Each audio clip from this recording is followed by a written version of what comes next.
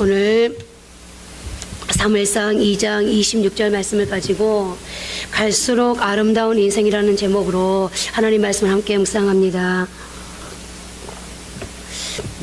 히브리어로 토브라는 단어는 영어로 좋다 또는 아름답다라는 의미로서 성경에서 이 단어를 가장 많이 사용한 분은 하나님이십니다. 창세기에 보면 하나님께서 천지를 창조하신 과정에서 첫째 날에도 둘째 날에도 셋째 날에도 매일 한 사역을 마치실 때마다 던진 감탄사가 있습니다. 빛이 하나님이 보시기에 좋았더라. 하나님이 빛과 어둠을 나누사 하나님이 묻을 땅이라 부르시고 모인 물을 바다라 부르시니 하나님이 보시기에 좋았더라. 땅이 풀과 각기 종류대로 씨 맺는 채소와 각기 종류대로 씨 가진 열매 맺는 나무를 내니 하나님이 보시기에 좋았더라. 이 외에도 하나님이 보시기에 좋았더라 라는 말이 계속 나오는데 여기 나오는 좋았더라 라는 하나님의 감탄사가 바로 좋다는 의미의 토부인 것입니다. 그런데 놀랍게도 오늘 본문에 어린 사무엘을 향해 이 단어가 쓰이고 있습니다. 어린 사무엘이 점점 자라매 여호와와 사람들에게 은총을 더욱 받더라. 이 구절에 은총이 바로 토부인데요. 사무엘이 하나님이 보시기에 좋고 아름다운 인생이라는 평가를 받았다는 것입니다. 그런데 본문을 가만히 보면 눈에 띄는 두 가지가 있습니다. 먼저 사무엘이 하나님께로부터 아름다운 인생이란 평가를 받았다고 하면서 그 말과 함께 사용된 표현이 점점 자라매라는 말인데요. 이 말이 무슨 말이겠습니까? 그것은 사무엘의 삶이 시간이 가면 갈수록 점점 더 아름다운 인생이었다는 말입니다. 그리고 또 하나 발견할 수 있는 것은 여호와와 사람들에게 은총을 더욱 받더라 라는 표현인데 우리가 이 말에서 또 한 번 알 수 있는 것은 사무엘이 하나님께도 인정을 받았지만 주변 사람들에게도 인정을 받았다는 것인데요. 우리는 오늘 2018년 전반기를 마치고 후반기를 시작하면서 맥주 감사 예배를 드리고 있습니다. 저는 우리 모두가 맥주 감사 예배를 드리면서 사무엘처럼 작년보다 올해가 전반기보다 후반기가 더 아름다워지는 삶을 살았으면 좋겠다 바라면서 오늘 본문의 말씀을 준비했는데요. 자, 그러면 우리가 어떻게 해야 사무엘처럼 갈수록 아름다운 인생을 살 수 있을 것인가? 더 나아가 우리가 어떻게 하면 하나님께로부터 아름다운 삶이라 평가받을 수 있을 것인가를 룻기서의 주인공인 나오미와 그리고 나아만 장군의 사례를 보면서 교훈을 얻고자 합니다. 첫째로 안주하고자 하는 그 자리에서 나와야 한다는 것입니다. 룻기서 1장에는 흉년을 피해 모압 땅으로 이민을 갔던 나오미가 10년 만에 고향 땅 베들레헴으로 되돌아오는 모습이 나옵니다.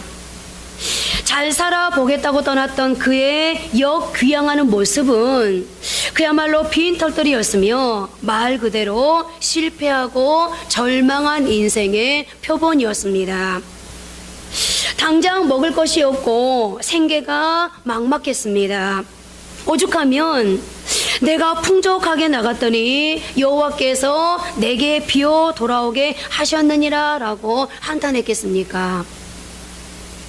그런데 1장을 지나 2장에서는 반전의 은혜를 기록하고 있습니다. 조금 전에 그런 초라한 고백을 하던 1장의 나오미와 며느리 룻을 인도하신 하나님의 은혜, 그야말로 은혜의 풍성함이 기록되고 있는데요. 룻기서 2장 14절입니다.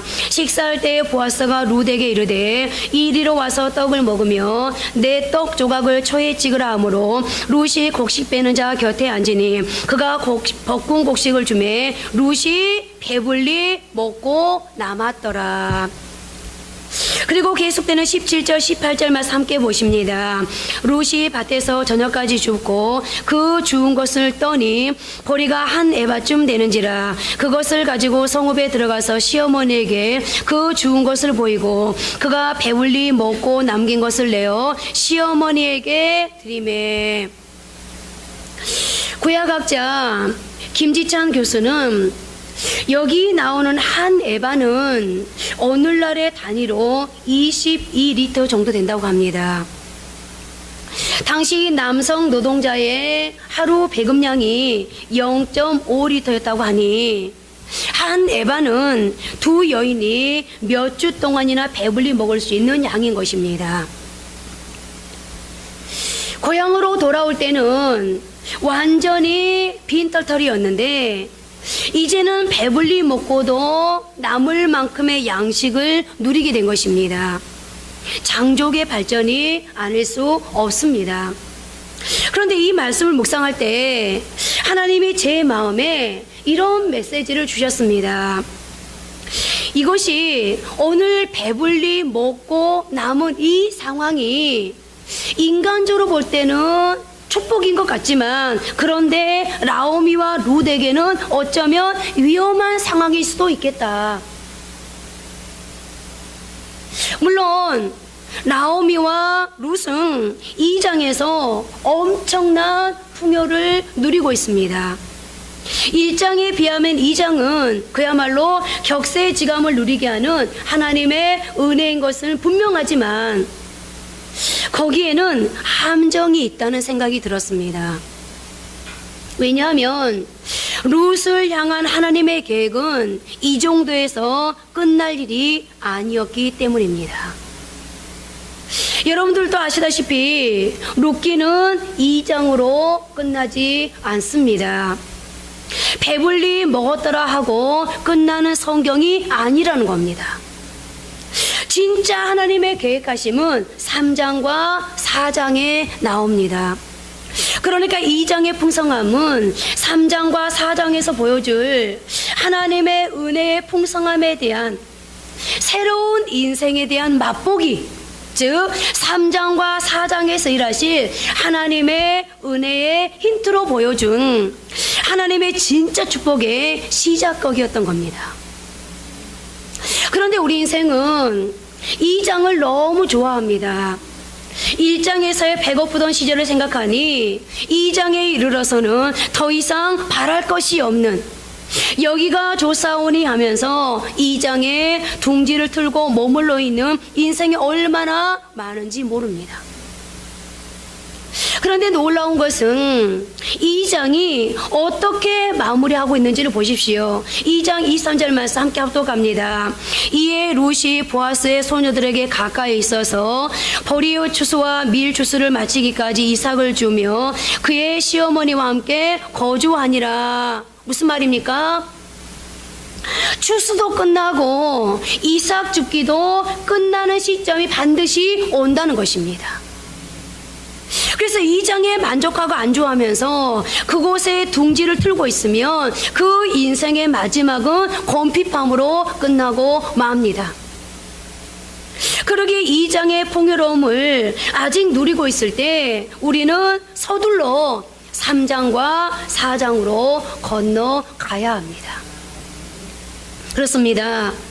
아직 우리 인생의 진짜 본론인 3장과 4장이 시작되지 않았습니다. 지금 우리는 한 에바의 포만감에 빠져 안주할 때가 아닙니다. 오늘 맥주 감사주의를 지키면서 오늘 우리가 경계할 것이 바로 이건데요. 지금까지 전반기를 살아오면서 배부르게 먹고도 양식이 남을 만큼의 풍성함을 누리고 있으니 이 정도면 충분하다. 입을 벌려 더 구할 것도 없다 하시는 분 계십니까? 그러나 여러분, 하나님이 우리를 통해 이루실 하나님의 축복은 여기서 멈출 것이 아닙니다. 나를 향한, 우리를 향한, 우리 가정을 향한, 사업장을 향한, 나의 사랑하는 자녀들을 향한 하나님의 축복의 드라마는 아직 끝나지 않았습니다. 하나님이 나를 통해 받으실 영광은 이제부터가 시작입니다. 그러니 여러분, 한 끼 배부른 것으로 만족하는 인생이 아닌 타락했던 한 시대를 마감하고 새 시대를 열어갈 수 있는, 더 나아가 장차 오는 세상을 바꿀 수 있는 인생의 진짜 본론인 3장과 4장으로 진입하는 도전과 지혜가 오늘 저와 여러분에게 있기를 바랍니다. 그러나 반대로 혹시 지금 괴롭고 힘든 상황, 그야말로 1장에 머물러 있는 분들 계십니까? 인생이 이렇게 끝나는 건가? 내 인생은 이렇게 계속해서 꿀꿀한 인생으로 계속 되어지는 건가? 라고 아직도 1장에 머물러 계신 분 있습니까? 그러나 여러분, 그 역시 아직 하나님의 축복 역사는 끝나지 않았습니다. 이제 잠시 후에 2장이 여러분들에게 펼쳐질 것을 기대하십시오. 하나님은 나오미와 룻, 그들만의 하나님은 아니십니다. 오늘 저와 여러분 모두를 불쌍하게 여기시는 그런 하나님이십니다. 창조주신 하나님은 반드시 우리의 삶을 2장과 3장, 4장으로 견인해 갈 것을 오늘 이 맥주 감사 예배를 드리면서 저와 여러분 모두가 믿게 되어지기를 바랍니다. 내가 주님을 의지하고 하나님은 내 인생에도 반드시 창조주 되실 것을 믿고 기다리며 그 주님을 내 옆에 모시고 살아가다 보면 우리의 삶에도 반드시 가나 혼인잔치와 같은 풍성한 은혜의 현장이 찾아올 것입니다. 오늘 그 믿음으로 현실에 안주하지 아니하고 풍족함이 되었던 아니면 어려움이 되었던 그 자리를 벗어날 수 있는 저와 여러분 되어지기를 바랍니다. 두 번째로, 상황과 상관없이 전능의 하나님을 선포하라는 것입니다. 룻기서 4장은 한 인생의 완전한 인생의 역전 드라마로 기록되고 있습니다. 여러분들도 잘 아시다시피 룻기서는 죽음으로 시작하는 성경입니다. 절망과 실패로 성경을 시작하고 있는 것이 바로 룻기서인 것입니다. 1장 3절에서는 나오미의 남편 엘리멜렉이 죽었고 5절에서는 두 아들 말론과 기럐이 죽었습니다. 그런데 4장에 이르러서는 새로운 생명이 탄생하고 있습니다. 단절되고 끝났을 것으로 생각됐던 곳에서 하나님의 반전의 역사가 일어난 것입니다.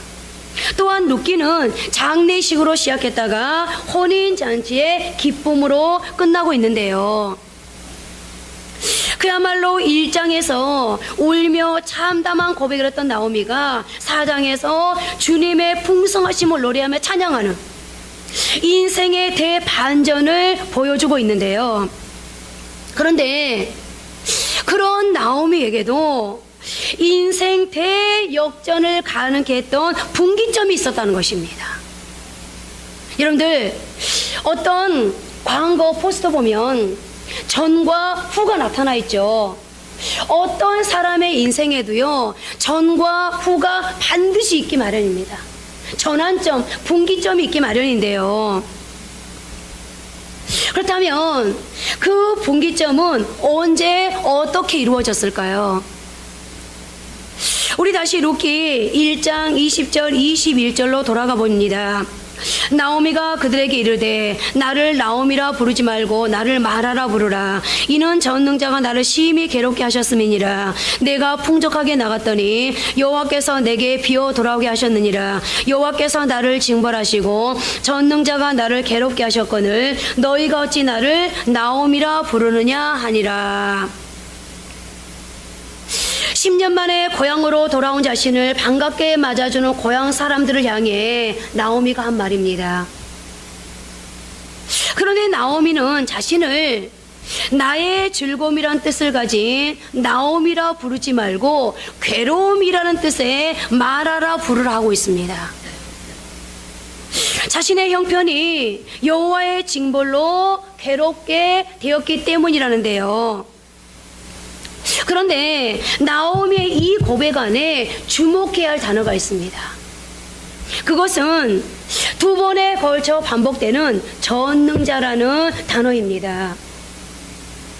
인생의 절체절명의 지금의 이 상황에서 나오는 나오미의 하나님을 전능자로 지칭하고 있는 이 고백. 그렇다면 여기에 어떤 의미가 담겨 있는 걸까요? 전능자는 원어로 샤다이인데 샤다이가 가장 먼저 등장한 곳은 창세기 17장 1절 말씀입니다. 아브라함이 99세 때 여호와께서 아브라함에게 나타나 그에게 이르시되 나는 전능한 하나님이라 너는 내 앞에 행하여 완전하라. 그리고 이 말씀의 배경은 이렇습니다. 하나님이 99세 된 아브라함에게 찾아오셔서 예전에 주신 약속, 즉 아들을 주겠다고 하신 약속을 다시 한번 확증해 주시는데 바로 이때 하나님께서 아브라함에게 약속에 대한 확증의 말씀을 주시면서 하나님 자신을 엘 샤다이, 즉 전능하신 하나님이라고 묘사하고 있는 것입니다. 그리고 바울은 로마서에서 이때 아브라함과 사라의 상황을 이렇게 해석해 주고 있습니다. 그가 100세나 되어 자기 몸이 죽은 것 같고 사라의 태가 죽은 것 같음을 알고도 믿음이 약하여지지 아니하고, 즉 이 로마서의 말은 절대로 생명을 잉태할 수 없는 상태란 것입니다.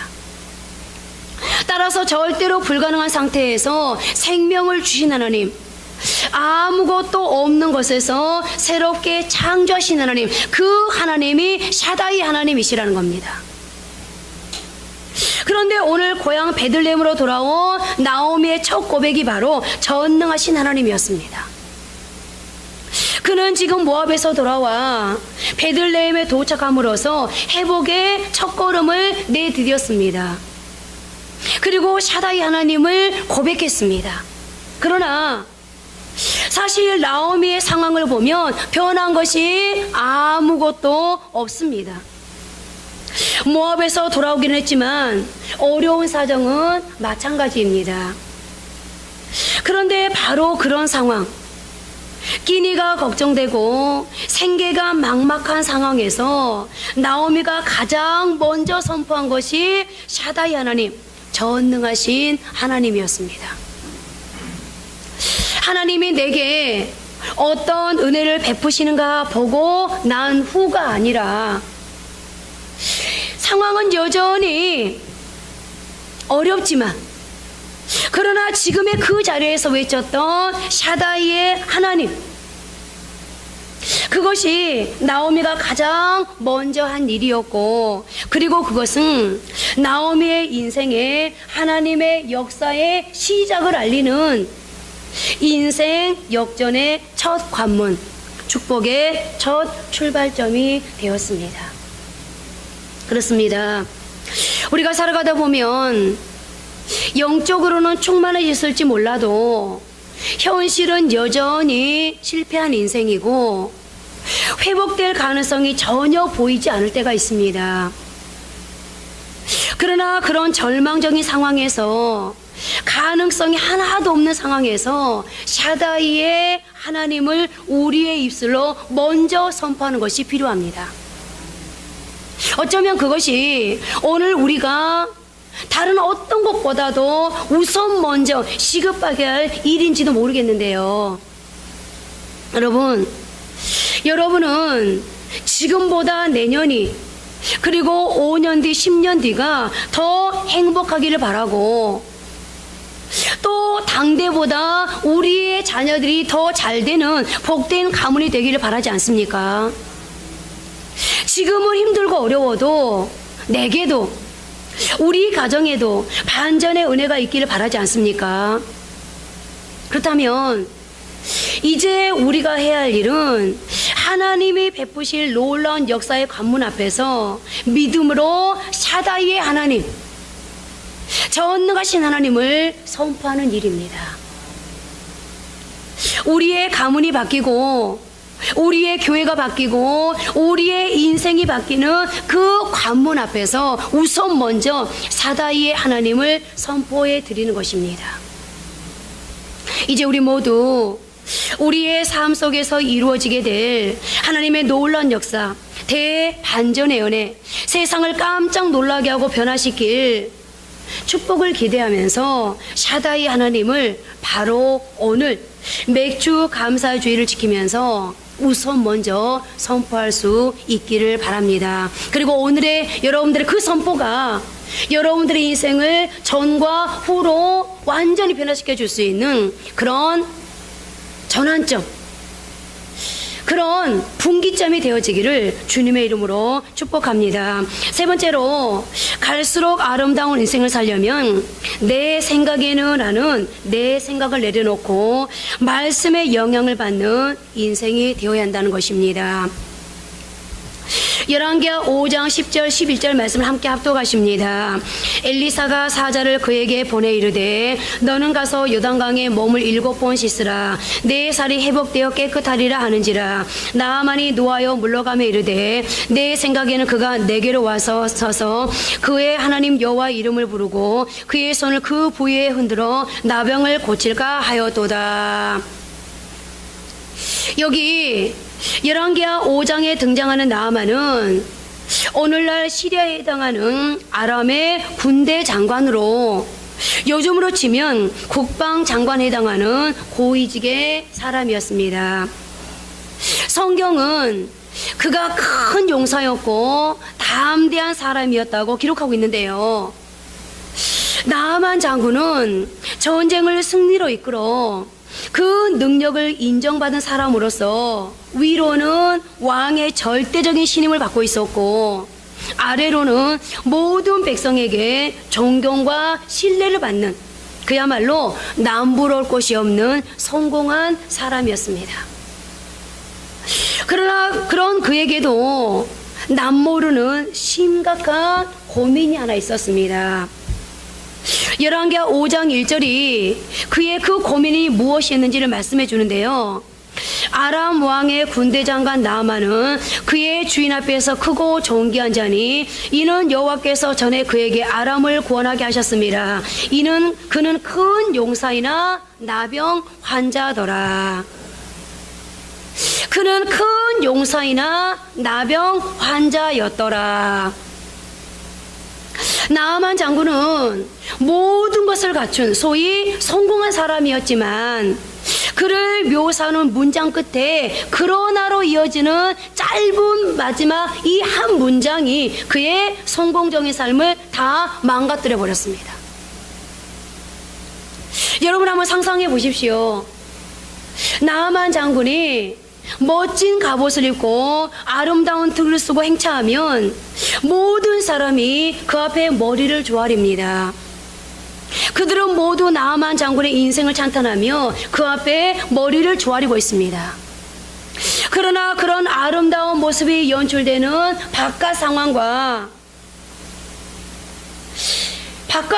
달리 갑옷으로 쌓여있는 나아만 장군의 몸은 나병으로 썩어가고 있었기에 나아만 장군은 마음껏 웃지도 못하고 있습니다.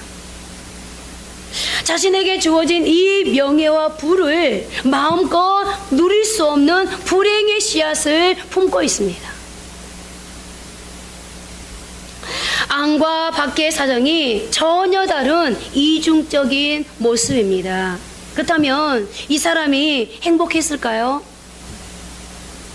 마음껏 웃을 수 없는, 내가 지금까지 최선의 걸음으로 달려와서 이루는 이 명예, 수많은 사람들이, 왕도 나를 인정하고 수많은 사람들이 내 앞에 머리를 조아리는 이 명예를 내가 누릴 수 없습니다. 부를 누릴 수 없습니다. 이 사람의 삶이 과연 행복한 삶일까요? 그런데 여러분, 나만 장군의 이중적인 이 모습이야말로 지금 이 시대를 살아가는 우리 현대인들의 모습이라고 생각되지 않습니까? 오늘날 우리는 행복한 가정의 가장으로, 아내와 엄마로, 번듯한 직장인으로 저마다 그럴듯한 모습으로 이 땅을 살아가고 있지만 우리 내면 깊은 곳에는 누구에게도 말할 수 없는 깊은 고민과 고뇌가 있습니다. 경중의 차이는 있을지 몰라도 누구나 비슷한 상황 속에서 나만 장군이 가지고 있었던 그러나의 불행한 꼬리표를 하나씩은 다 달고 살아가고 있다는 것입니다. 남들이 보기에 아무리 모든 것을 다 갖추고 부러울 곳이 없이 사는 사람인 것 같지만, 그러나 그럼에도 불구하고 이 범주에서 예외일 수는 없다는 것입니다. 그렇다면 우리 인생을 망쳐놓은, 우리 삶에 저주처럼 따라다니는 그러나라는 꼬리표를 떼어내고 그럼에도 불구하고의 꼬리표로 바꾸기 위해서 우리는 어떻게 해야 할까요? 그러나를 그럼에도 불구하고 어떤 말이죠? 과거에 나의 삶은 이렇습니다. 그러나 그럼에도 불구하고 오늘의 나의 삶은 이렇게 되었습니다 라고 우리의 인생에도 뭔가 그럴싸한 결과물을 내보이려면 과연 우리는 어떻게 해야 될까요? 오늘 나만 장군이 우리에게 아무리 화려한 껍데기로 둘러싸여 산다 할지라도, 아무리 그럴듯한 갑옷과 투구로 온몸을 휘감고 산다 할지라도 그 내면에 이르는 영적 나병 환자로서의 문제를 해결하지 않으면 우리는 결단코 이 땅에서 본질적인 행복을 누릴 수 없다고 가르쳐주고 있는데, 고통이 축복이 되려면, 그래서 진정한 삶의 행복을 회복하려면 어떻게 하는 걸까요? 우선 먼저 변화에 대한 기대감이 있어야 합니다. 뭔가 변화에 대한 기대감이 있는 사람은요, 오늘에 주어진 이 삶에 짓눌리지 않고 내일을 향해서 도전할 수 있습니다. 오늘 나병으로 남모를 고민에 빠져있던 나아만 장군에게 어느 날 갑자기 그 인생의 터닝 포인트가 이루어지는 계기가 마련됩니다. 아까 나오미의 인생의 터닝 포인트는, 인생의 새롭게 시작되는 분기점은 샤다이 하나님, 전능하신 하나님을 고백하는 것이라고 말씀을 드렸는데, 오늘 나아만 장군에게도 인생의 터닝 포인트가 이루어지는 그런 계기가 마련되어지는데요.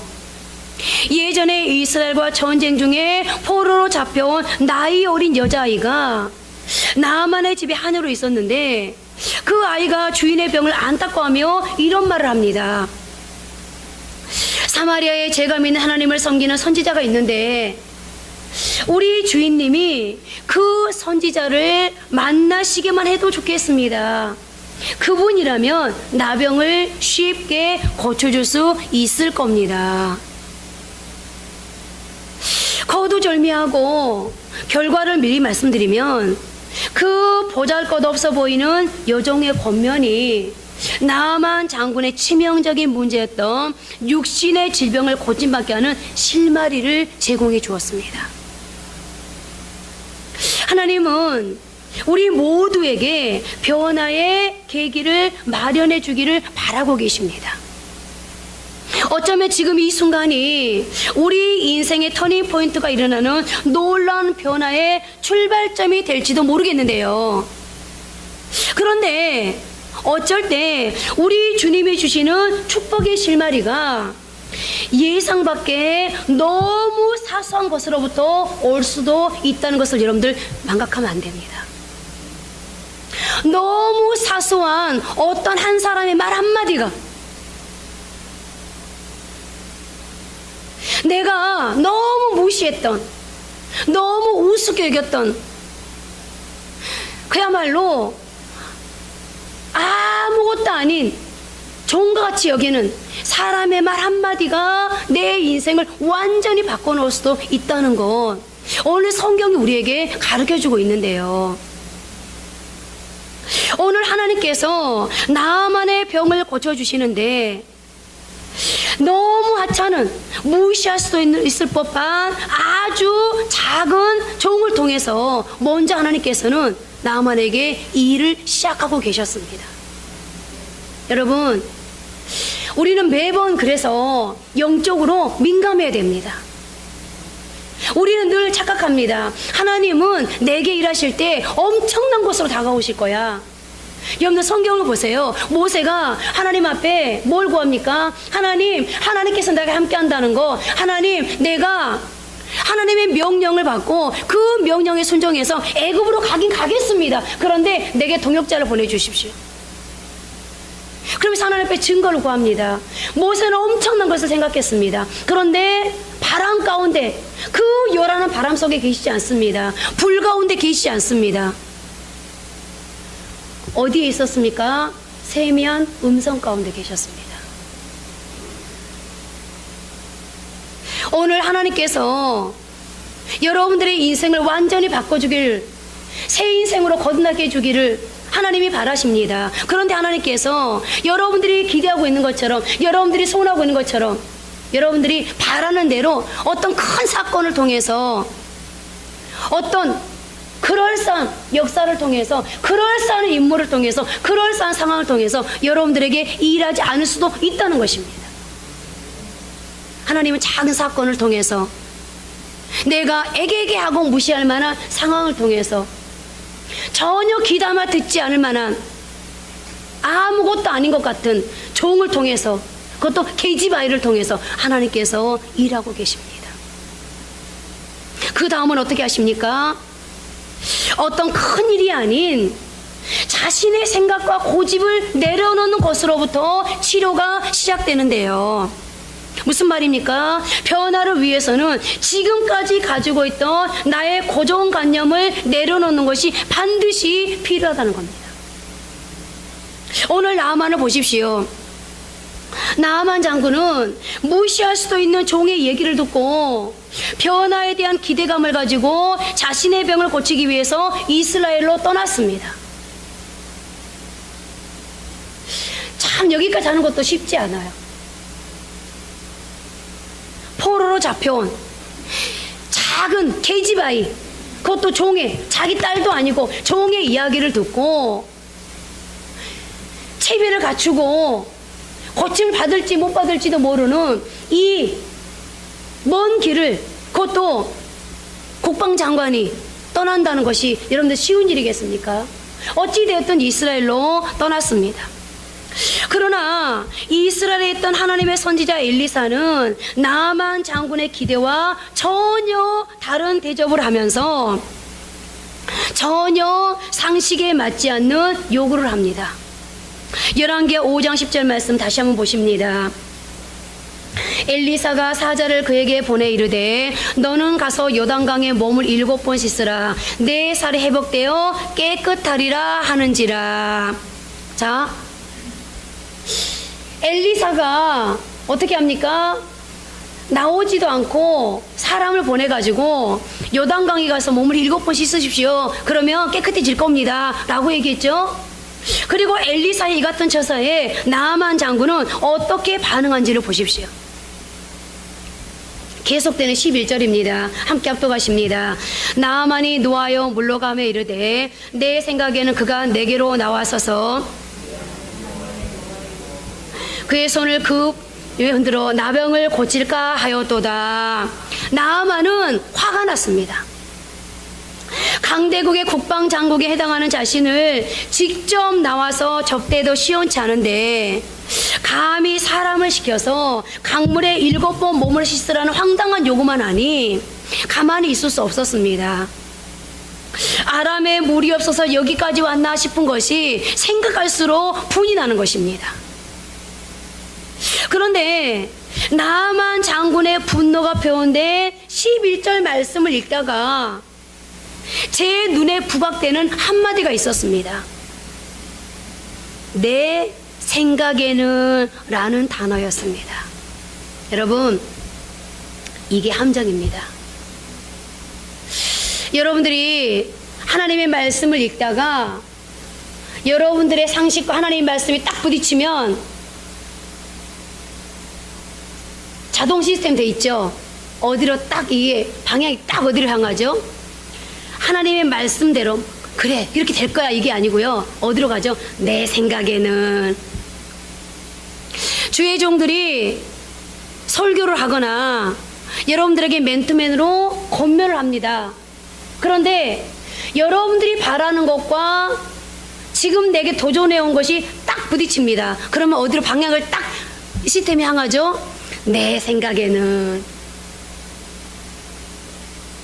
내 생각에는. 오늘 나아만 장군이 내 생각에는 그가 내게로 나와 서서 그의 하나님 여호와 이름을 부르고 그의 손을 그 부위 위에 흔들어 나병을 고칠까 하였도다. 나아만 장군이 화가 난 이유가 무엇 때문이죠? 상대방이 자기 생각과 다른 처신을 했기 때문에 화가 난 것이고, 그리고 그것이 내 생각에는 라는 단어에 고스란히 담겨 있습니다. 그러니까 사람은 우리가 나아만을 통해서 볼 수 있는 게 뭐예요? 사람은 너무 이게 오토가 돼 있어. 오토. 뭐에? 내 생각에는.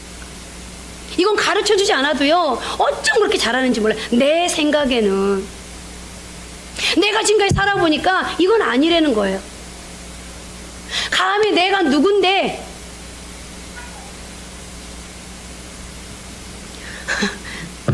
까또 네. 그런데 여러분 보세요. 하나님도 참 이상하지 않아요? 나만이 쉽게 받아들일 수 있도록 합리적이고 상식적인 처치를 해주었으면 좋았을 텐데 왜 굳이 강물에 몸을 7번 씻으라고 이해하기가 힘든 요구를 하시는지. 나만의 기대처럼 환부를 만져주시거나 표적을 보여주긴 했으면 얼마나 쉬웠겠습니까? 여러분, 그 이유가 무엇이라고 생각하십니까? 오늘 여러분들이 신앙생활 하면서 인생을 살아가면서 하나님께 도움을 구할 때마다 하나님께서 좀 내가 원하는 대로 해주지, 뭐 그리 하나님 전능하시다면서, 하나님은 우주도 창조하셨다면서 뭐 그리 어렵다고, 내 한 사람의 요구에 뭘 그렇게 어렵다고 그렇게 안 해주시는 거야. 여러분, 그 이유가 뭐라고 생각하세요? 성경에 보면요, 하나님은 참 얄궂습니다. 이왕 해주실 거면 빨리 주시지 왜 이렇게 늦게 하는지, 이왕 해주실 거면 내 마음에 들면 해주시지 왜 그렇게 하시는지. 참 하나님은 성질이 이상한 것 같아. 그래서 어떤 분이 이런 말 하더라고요. 자기 남편 성질이 참 이상하대요. 그래서 뒤통수 대놓고 맨날 이런대요. 하나님 닮아서 그래. 그런데요, 아들한테서 이상한 모습이 보이잖아요. 그럼 이렇게 말한대요. 하나님 닮아서 그래. 그래서 제가 그래서 어떻게 하는데요? 집사님, 하나님이 들으시겠어요? 그랬더니 아니에요 전사님, 괜찮아요. 왜요? 제가요, 그래서 하나님 앞에 가서 따지잖아요. 하나님, 우리 남편이요 이렇게 했는데요, 하나님 닮아서 그렇잖아요. 하나님, 우리 아들이 저렇게 쏙쏙이는데요, 하나님 닮아서 그렇잖아요. 그러니까 하나님 어떻게 해야 되겠어요? 하나님 책임지셔야 되잖아요. 이렇게 기도한대요. 전 아멘 했어요. 너무 멋있는. 여러분들 굿 아이디어 아니에요? 우리가 적어도 기도하려면 그런 배짱이 있어야 돼요. 하나님 닮아서 그래요. 하나님이 책임지셔야 되죠. 여러분, 하나님이 왜 이렇게 요상하게 일을 하는 걸까요? 하나님이 실수한 걸까요? 하나님이 지금 나만을 골탕 먹이고 있는 걸까요? 아니면 엘리사를 골탕 먹이고 있는 걸까요? 저는 그 이유가 하나님이 아니면 안 되는 방식으로 치유를 허락하고자 하셨기 때문이라고 생각합니다. 다시 말씀드리면 자신의 고정관념을 내려놓고 하나님만 행하실 수 있는 하나님의 방법으로 하나님을 경험하게 되기를 바라셨던 것입니다. 약을 처방해 주는 것은 인간도 할 수 있습니다. 그러나 평범한 강물에 몸을 7번 씻어 낫게 되는 일은 오직 하나님만 하실 수 있는 기적입니다. 그리고 하나님은 그 기적을 통해 내 생각에는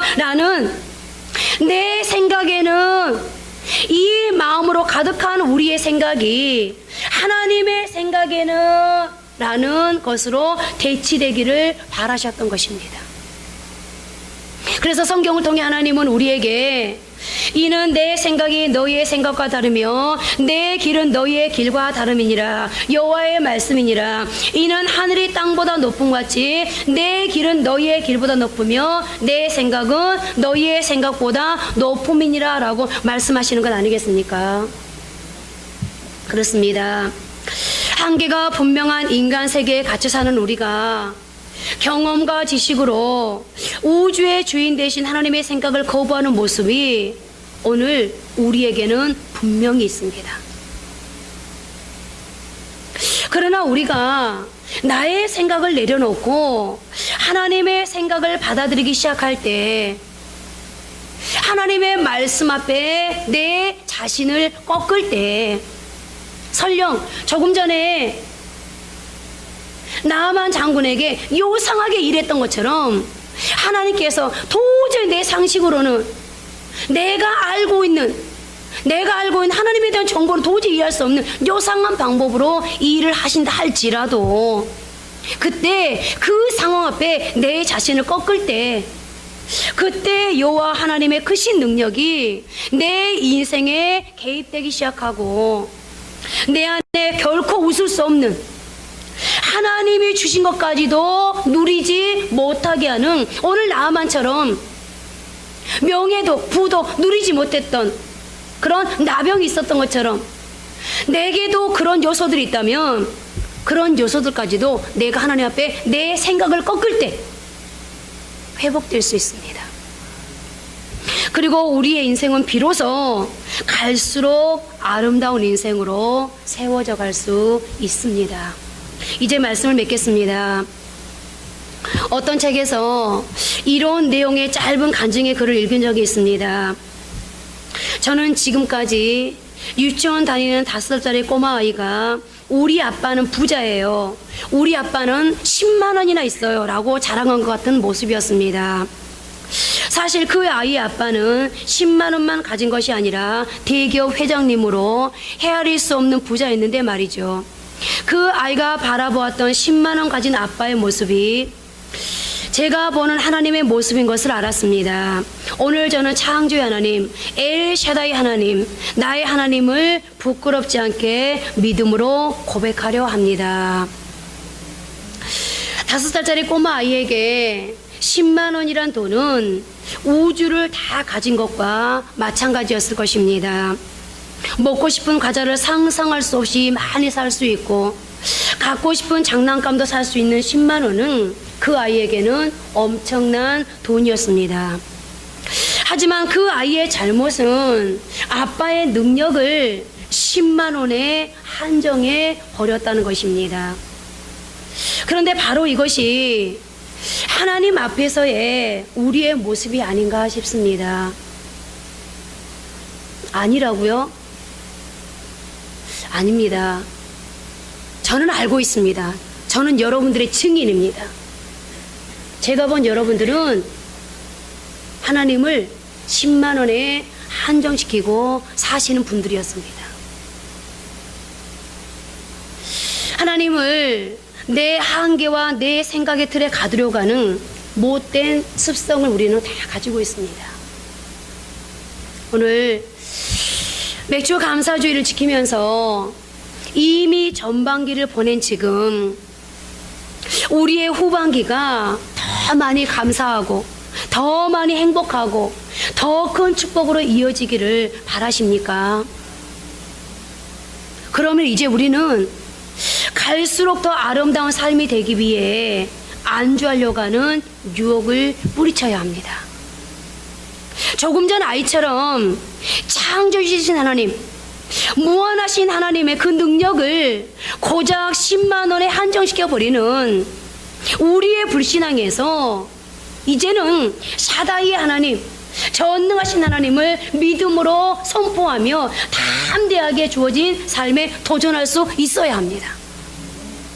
그리고 더 나아가 내 생각을 깨고 하나님의 말씀 앞에 베드로처럼 말씀에 의지하여 그물을 세상에 내리겠습니다 라는 믿음으로 살아갈 수 있어야 합니다. 그럴 때 우리의 인생에도 나오미처럼 인생의 대반전이 있을 것이고 나아만 장군처럼 회복되어지는 역사가 있을 것입니다. 이제 우리 모두의 하반기는 나오미의 대반전의 역사, 나아만의 회복의 역사가 있게 되기를 주님의 이름으로 축복합니다.